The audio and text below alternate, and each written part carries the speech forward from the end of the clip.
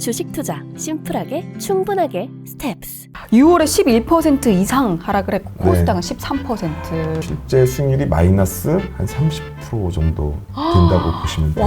경기 침체가 오더라도 다행인 건 단기에 그칠 것이다라는 의견들이 좀 많고요. 아주 뭐 안 좋은 상황은 아니다. 2022년 올해 4분기부터 내년 1분기에는 좀 반등을 할 걸로 보이고 있는 상황입니다. 올해 LNG선 100척을 발주가 나갔는데 그중에 한국이 한 65척? 저에게 보는 탑픽은 조선업종이고요.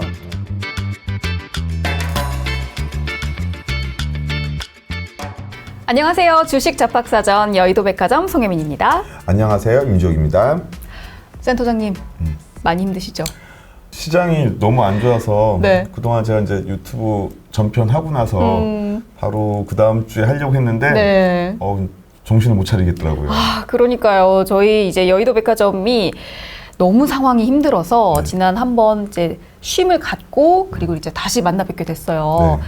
조금 이번 편에는 특별편으로 시장도 좀 점검을 해보고 물론 다른 분들도 비슷한 얘기를 하지만은 조금 다른 각도에서 좀 얘기를 해보고 그리고 또 그 시장이 어떻게 될 건지 좀 가정을 하반기 시장 전망을 조금 가정을 해보고 네. 거기에 우리가 어떻게 대응을 해야 될지 그런 얘기들을 오늘 좀 네. 특별히 나눠봤으면 좋겠습니다. 맞습니다. 오늘은 좀 특별하게 네. 지금 이 상황을 한번 점검을 하고 네. 이 상황 속에서 우리는 어떻게 대처를 해야 할지 조금 알아보도록 할게요. 정말 심각해요. 심각해요. 코스피가 네. 6월에 11% 이상 하락을 했고 네. 코스닥은 13%. 정말 너무너무 심각한 상황이거든요. 지금 센터장님이 보시기에 시장이 어떻게 돌아가고 있는지 또 왜 이렇게 많이 빠졌는지 좀 점검해 주세요. 네. 이게 지금 상황이 평균 11%, 평균 13%라는 뜻이에요. 그래서 평균 네. 그럼 대형주들은 더 빠졌을 수도 있는. 아니죠. 대형주는 이제 좀 변동성이 적으니까 네. 상대적으로 좀 덜 빠졌을 거고 중소형주들은 더 많이 변동성이 빠졌을 더 수도 있고. 크니까 이제 우리 보통 베타 개수가 시장 수익률과 이제 동행한다고 하는데 베타 개수가 11% 빠졌다는 얘기예요. 근데 그 베타 개수보다 훨씬 더 뭐 베타가 1이 아니라 2나 3 이상 훨씬 변동성이 큰 종목들이 훨씬 많아요, 시장에는. 그래서 종목 수가 1000개가 있으면 그중에 우량주가 한 1, 20%밖에 안 되고 나머지 7, 80%가 다 이제 그 중소형주이기 때문에 그렇습니다. 그래서 실제 수익률이 마이너스 한 30% 정도 된다고 보시면 돼요. 과거에는 최근 과거가 이제 2010년대 그 서브프라임이 끝나고 나서 버냉키가 양적 완화를 이제 하고 나서 다시 양적 긴축을 할 때 그때하고 이제 비슷한 그 상황이에요. 근데 그때는 주가가 좀 조정받다가 다시 올랐어요. 그렇죠. 네, 많이 올랐었어요. 그래서 그때는 금리 인상이라는 게 어떤 경기가 너무 과열됐다는 어떤 브레이크의 속도로 조절하는데 잘 작동을 했다면은 네. 지금은 그 원자재 가격 폭등, 그 물가가 올라가는 거를 빨리 이제 멈춰야 되는데 브레이크가 잘 말이 안 듣는 거예요. 말이 안 들어. 네. 금리를 조금 올려가지고는 이게 물가가 상승하는 거를 속도를 늦출 수가 없는 상황이에요. 그래서 그런 게 좀 다른 상황이고요. 네. 그래서 작년에는 저희가 테이퍼링 할 때만 해도 뭐 그때 서브프라임 때 이후 때하고 좀 비슷하게 움직이겠다 시장이. 그래서 그렇게 걱정을 좀 덜 했던 건 사실이에요. 네. 그래서 저희가 좀 그런 부분들에 대해서는 좀 실수를 한 거죠. 근데 어쨌든 예측할 수 없으니까 지금 네. 이제 과속을 하고 있다고 생각하시면 돼요. 이제 차를 달리는데 우리가 지금 시속 100km가 제한 속도라면은 시속 200km로 속도로 지금 금리가 막 달려가고 있어요. 좀 브레이크를 잡으려고 하는데도 안 잡히고 있고. 네. 유동성은 많이 작년부터 풀어놔서 조금씩 이제 줄이려고 했는데 거기에 뭐가 생겼냐면은 그 러시아하고 지금 우크라이나 전쟁이 생겼고 그래서 이제 원자재 가격들이 폭등을 해서 그게 더 물가를 올리는데 역할을 좀 했고요. 중국 코로나 봉쇄 때문에 유통이 안 되니까 물건들이. 네. 그러니까 물건들이 이제 희귀해진 거죠. 그러니까 공급을 계속 해주고 또 수요가 맞게끔 공급이 가야 되는데 수요는 많은데 공급이 지금 못 따라주는 거죠. 왜냐면 다 공급망이 막혀버려가지고. 그래서 중국 봉쇄라는 부분도 굉장히 물가 상승에 큰 영향을 줬습니다. 그래서 이 두 가지가 불난 집에 기름을 더 버무리는 격이 돼버린 거죠. 그래서 브레이크가 말을 안 들어요, 지금. 마지막으로 뭐 우리나라 같은 경우는 일례로 또 이제 이게 레버리지를 많이 일으켰어요. 게다가 유동성도 풍부한 데다가 네. 물가까지 오른 상황에서 그 전에 투자를 했던 투자자들이 레버리지 뭐 CFD라든지 아니면은 신용 뭐 담보대출이라든지 융통융자라든지 그 수많은 형태 레버리지 형태들을 이용해서 투자를 했는데 이것들이 이제 올라갈 때는 좋지만 시장이 올라갈 때는 좋지만 시장이 지금 브레이크가 말을 안 들어서 계속 시장의 경기 침체에 대한 우려 때문에 떨어지는 상황에서는 악순환이 되는 거예요. 계속. 반대 매매도 나오고. 그렇죠. 지금 이 하반기에 대해서는 어떻게 보고 계세요?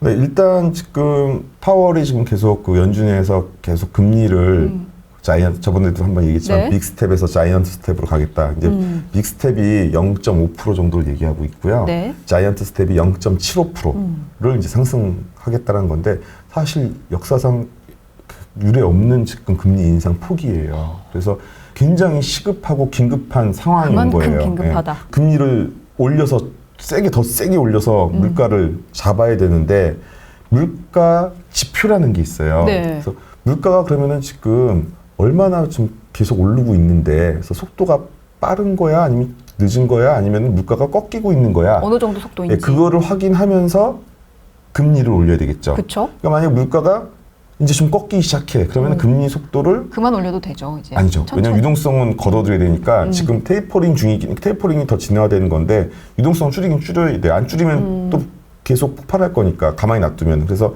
천천히 줄여도 그렇죠. 되죠? 속도도 네. 천천히 줄여야 되고 폭도 좀 좁게. 그럼 0.25 정도. 우리가 보통 한은에서 보통 올리는 게 0.25. 옛날에 그 연준도 마찬가지로 0.25. 이게 기본이었는데 50bp니까 빅스텝인 거잖아요. 근데 그게 만약에 물가가 생각보다 지난달보다 이번 달이 더 올랐어요. 근데 오른 폭이 예상보다 더 많이 올랐어. 더 많이 올라서. 그러면 이제 물가의 속도가 빠르다는 거잖아요. 이거 월별로 보거든요. 그럼 빠르면 이거 이렇게 안 잡으면 지금 나중에 물가 상승, 인플레이션을 통제를 못 하겠다.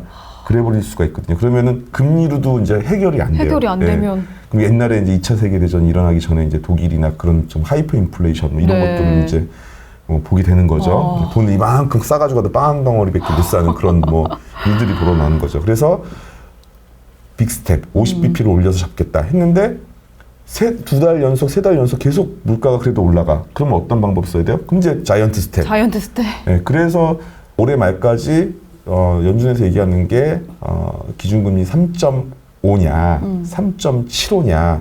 이제 이게 머릿속에 뭐 알고 계신 분들도 많이 있겠지만 그런 얘기들 많이 하는 거고 네. 3.5로 갔을 경우에는 지금 현재 컨센서스 75bp씩 올리다가 이제 중간에 50bp 그다음에 마지막에 25bp 올리는 걸로 끝나면 3.5. 근데 네. 물가가 계속 오른다고 가정하면은 75, 50을 한 번 더 해야 돼요. 그래서 50을 한 번 더해서 3.5에서 3.75까지 보는 거죠. 그러면은 그 25bp가 상당히 의미가 큰 게 네. 그런다고 물가가 그럼 올해 말에 다 잡힐 거냐? 그건 또 모르는 거거든요. 내년도에도 또 해야 되는데. 어떻게 될지 모르죠. 근데 마냥 또 금리를 계속 올릴 수는 없는 상황이에요. 그렇죠. 물가를 잡으려고 금리를 세게 올려버리면은 경기 침체가 와버려요. 왜냐면 사람들이 돈을 안 써. 이자가 너무 비싸니까 뭘 투자도 안 해. 아무것도 못해. 네. 아무것도 못해. 네. 그러니까 그러다 보니까 사람들이 이제 그 구매력이 떨어지고 네. 그러면서 보면 경기 침체, 그 리세션이라고 하죠. 경기 침체를 막으려고 지금 하는 거고. 근데 지금 현재 미국 경기 침체 확률이 33% 정도까지 높아졌어요. 그렇지만 경기 침체가 오더라도 그러나 다행인 건 단기에 그칠 것이다라는 의견들이 좀 많고요. 가계도 보면은 가계 대출도 보면 순자산들이 이제 어쨌든 돈들은 많이 이제 자산이 증가했으니까 부채 비율은 1970년 이후 굉장히 낮은 수준에 지금 와 있고 자산 가치 하락이 가처분 소득에 미치는 영향들이 좀 제한적인 상황까지 지금 내려와 있어요. 그래서 어쨌든 아주 뭐 안 좋은 상황은 아니다. 네. 그래서 2022년 올해 4분기부터 내년 1분기에는 좀 반등을 할 거로 보이고 있는 상황입니다. 그래서 이런 것들을 근데 예측하려면은 네. 아까도 말씀드렸지만 매달 소비자 물가 지수가 지수를 얼마나 오르는지 확인을 하면서. 컨센서스가 나왔는데 이게 높게 나왔어. 그럼 주가는 빠진다고 보셔야 돼요.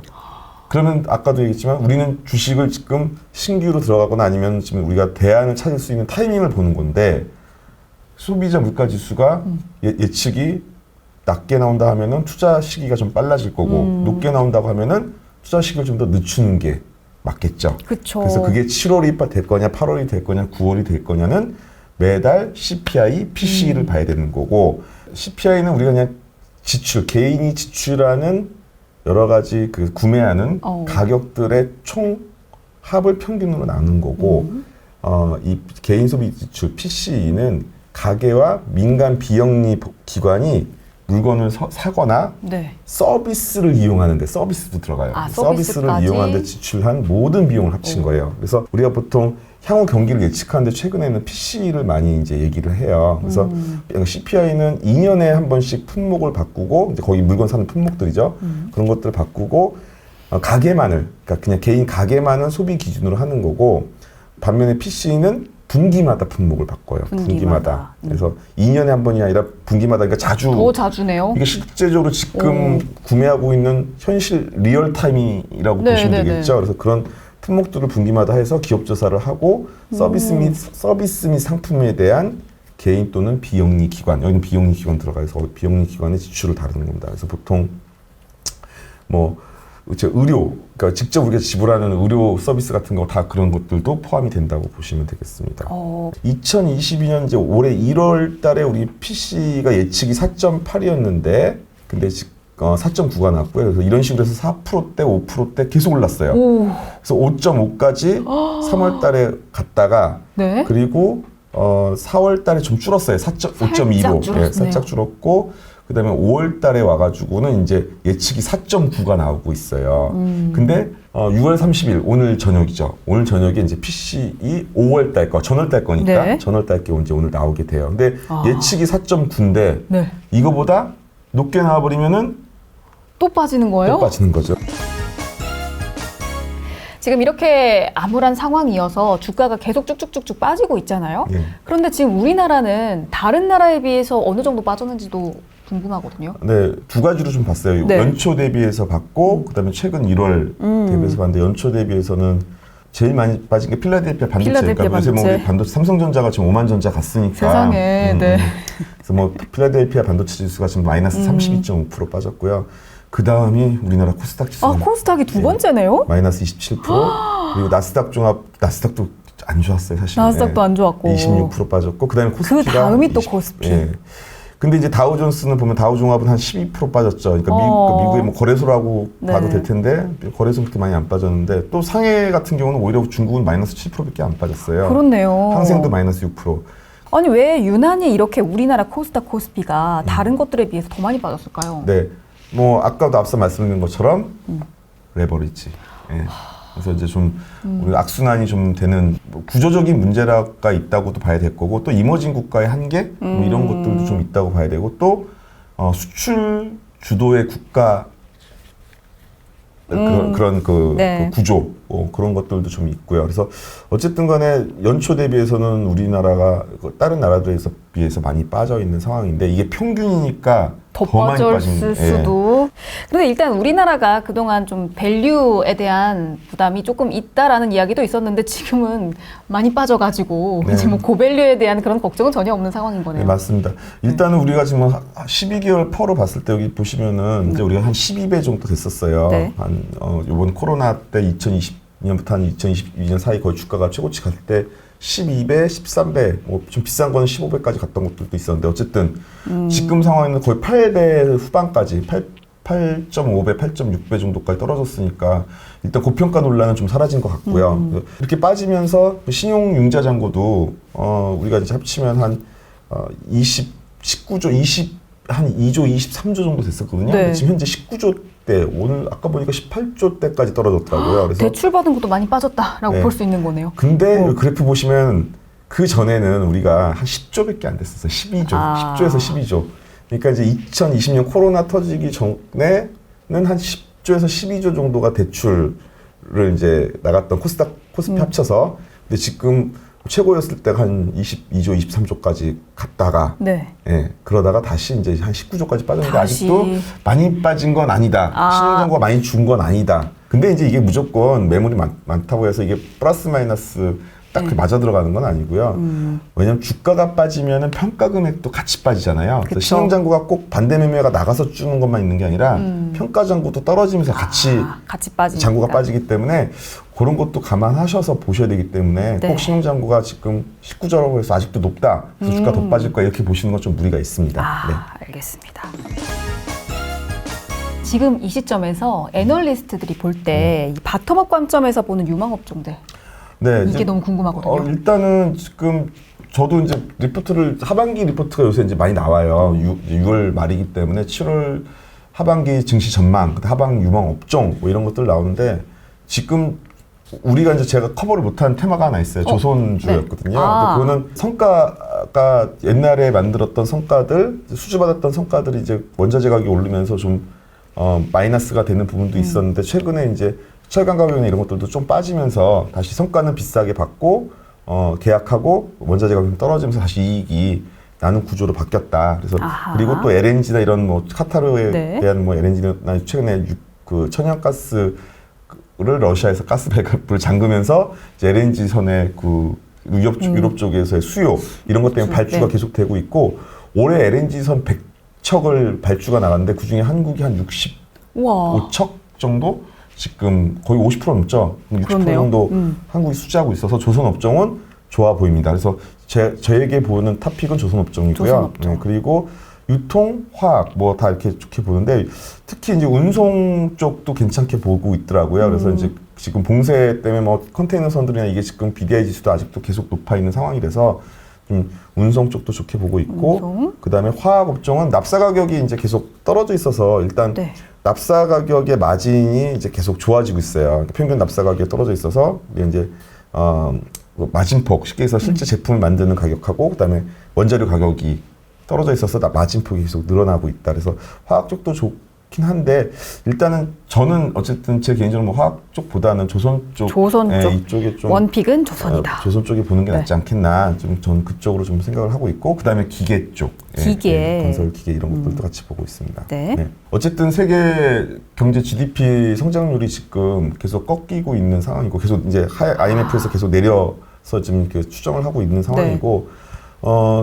그 소비자 그 기대 지수도 계속 떨어져가지고 100 이하로 떨어졌어요. 뭐냐면 사람들의 구매력이 떨어진다는 거예요. 그래서 좀 걱정이죠. 왜냐하면 물건을 사야지 기업들은 물건을 만들고 또 그 판매하고 그 계속 돌아갈 텐데 이게 금리를 계속 올리다 브레이크를 계속 올리는데 물가는 안 빠지고 그러다 보니까 사람들의 구매력은 떨어지고 지금 악순환이 좀 되고 있어서 네. 그것 때문에 얼마 전에 발표된 그 소비자 기대 지수가 100 이하로 떨어지는 것도 또 충격적이라서 그걸로 인해서 또 주가가 한번 주식시장에 또 빠지고. 네. 그래서 일단 뭘 얘기하고 싶었냐면은 네. 앞서 말씀드린 것처럼 지금 브레이크를 계속 밟는 중이다. 근데 물가 지수가 계속 안 빠지고 안 있다. 빠지는데 그래서 이 물가 지수가 꺾일 때를 기다리는 게 그때가 아마 뭐 지수가 반등할 수 있는 그 신호 시그널일 거다. 그래서 물가 지수가 언제쯤 내려가는지 CPI 지수가 언제쯤 예상치보다 떨어지는지 그거를 보면서 우리가 6월에 7월에 살지 8월에 살지를 이제 체크를 하는 거고 그리고 그게 만약에 떨어지는 거 신호를 확인했다면은 이미 주가는 적정 기대 그 밸류에이션보다 아까 PER 12개월 퍼가 800까지 내려왔다 했잖아요. 네, 800. 그러니까 적정 이하로 다 가격들이 많이 내려왔기 때문에 네. 그럼 어떤 업종들이 이익률이 좀 좋은지 보고 그 이익률이 좋은 업종을 따라서 ETF 뭐 개별 종목을 사는 건 이제 투자자들의 선택이지만 저는 이제 개별 종목을 얘기하는 섹터는 아니니까 저는 ETF나 테마 쪽으로 어떤 거 좀 보면 좋을지 말씀드리려고 합니다. 아, 물가가 이렇게 빠졌다는 건 알겠는데 기업들은 돈을 잘 벌고 있을 수도 있잖아요. 그러면은 또 배당은 잘 나올 수 있고. 네, 기업들의 영업이익을 봐서 이제 K200 영업이익을 좀 봤는데 한국전력을 제외하고 계산을 해봤을 때 지금 2022년 1분기까지의 영업이익은 계속 늘고 있어요, 기업들이. 와. 이익은 계속 나오고 있는데 네. 기업들이 주가는 많이 빠졌어요. 그럼 배당 성향이 높아지죠. 높아지겠지. 뭐 쉬운